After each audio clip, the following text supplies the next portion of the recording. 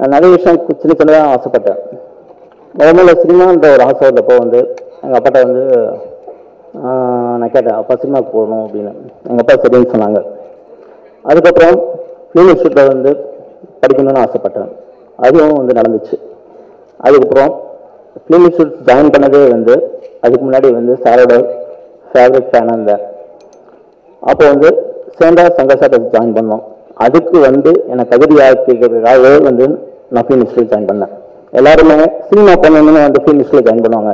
ஆனால் சங்கர் சார் வந்து எவ்வளோ பெரிய டேரக்டர், அவர்கிட்ட நம்ம வந்து சும்மா வந்து ஏதோ ஆர்வக்காளர்களை வந்து நம்ம அசண்டேட்டாக சேரக்கூடாது, என்னை தயார்படுத்திக்கணும், என்னை தகுதியாக்கிக்கணும் அப்படின்ற ஒரு முடிவோடு தான் வந்து நான் ஃபிலிம் இன்ஸ்டியூட் ஜாயின் பண்ணேன். அதுவும் அவன் ஆசை வந்து எழுதிச்சு. அதுக்கப்புறம் எழுதவும் வந்து நம்ம ஆசைப்பட்டோம். ஒரு தடவை வந்து சங்கர் சார் வச்சு ஜாயின் பண்ணுற அப்ளை பண்ணி பார்த்துருவோம் அப்படின்னு சொன்னேன். அதுவும் நடந்துச்சு. அதுக்கப்புறம்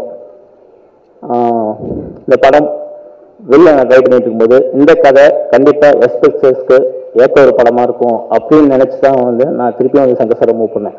நினச்ச மாதிரி தான் நினச்சி படம் நடிச்சது. அதுக்கப்புறம் நான் வந்து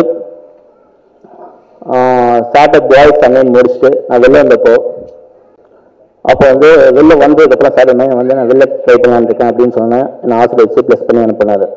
அதுக்கப்புறம் அவருக்கு சிவாஜி பட வாய்ப்பு. அப்போ எல்லாருமே சொன்னாங்க, ஃப்ரெண்ட்ஸ் லெவலில் ஃபேமிலியில் எல்லாருமே சொன்னாங்க, இவ்வளோ நாள் நீ ஆசைப்பட்ட ரஜினி சாரோட இவ்வளோ பெரிய தீவிர ஃபேனு சங்கர் சார், ரெண்டு பேர் காம்பினேஷன் வந்து தமிழ் சினிமாவை எதிர்பார்த்துருக்க ஒரு விஷயம், ஏன் போய் ஜாயின் பண்ணிக்க வேண்டியதாங்க அப்படின்னு சொன்னாங்க. கண்டிப்பாக வந்து சார் சேர்த்துட்டாரு கண்டிப்பாக. ஆனால் அப்போ நான் ஆசைப்பட்ட ஒரு விஷயம் வந்து கண்டிப்பாக அப்போ நான் சேர்ந்துலன்னா இந்த படம் பண்ணியிருப்பேன்னு எனக்கு தெரியாது டோட்டலாக. ஆனால் மனசுக்குள்ளே வந்து ஒரு ஆதங்கம் ஓடிட்டே இருந்துச்சு, மிஸ் பண்ணிட்டோமேன்னு. அதை நிவர்த்தி பண்ணிக்கணும் அப்படின்ற ஒரு விஷயத்தில் ஈரம் படத்தோட ஃபங்க்ஷனில் என்னோட சின்ன வயசுலேருந்து நான் தீவிர ஃபேன். எல்லாருமே சொல்லியிருப்பாங்க ரஜினி சாரோட தீவிர ஃபேன். ஆனால் என்னோட வந்து நானும் சொல்லிக்கிறேன் எந்த அளவுக்கு தீவிர ஃபேன்னா, ஏன்னா ஃபேமிலினால வந்து சண்டை கூட வந்திருக்கு. டெய்லியும் வந்து நானும் எங்கள் அண்ணனும் வந்து பேசாத நாளில் ரஜினி சாரை பற்றி. ஸோ அந்தளவுக்கு வந்து ரஜினி சாரை வந்து என் லைஃப்பில் வந்து பாதி பங்கு எடுத்துட்டு இருக்காரு. ஒரு லெவலுக்கு மேலே அடுத்த லெவல் வந்து சங்கர் சார் அப்படின்ட்டு ஜென்டில்மேன் இந்தியன் கொடுத்ததுக்கப்புறம் எப்படி ரஜினி சாருக்கு வந்து ஒரு தீவிர ஃபேனாக இருந்தாலும் அதே மாதிரி ஒரு சங்கர் சார், ஒரு இயக்குனர் சங்கர் அப்படின்ற அவருக்கும் ஒரு தீவிர ஃபேனாக இருந்தேன். அதாவது எல்லாத்துக்கும் காதல்ன்ற ஒரு விஷயம் வந்து லைஃப்பில் வந்து எனக்குமே எப்போ மறக்க முடியாதோ அதே மாதிரி ரஜினி சாரும் சங்கர் சார் அப்படின்ற எண்ணங்கள் வந்து என் லைஃப்பில் வந்து பல வருஷம் வாழ்ந்தாச்சு. டோட்டலாக எப்படி சினிமா கூட நான் வாழ்ந்தனும் அதே மாதிரி இந்த ரெண்டு மனிதர்களும் வந்து என்னோட லைஃப்பில் வந்து நான் அதிகமாக வந்து வாழ்ந்து பார்த்துட்டேன்.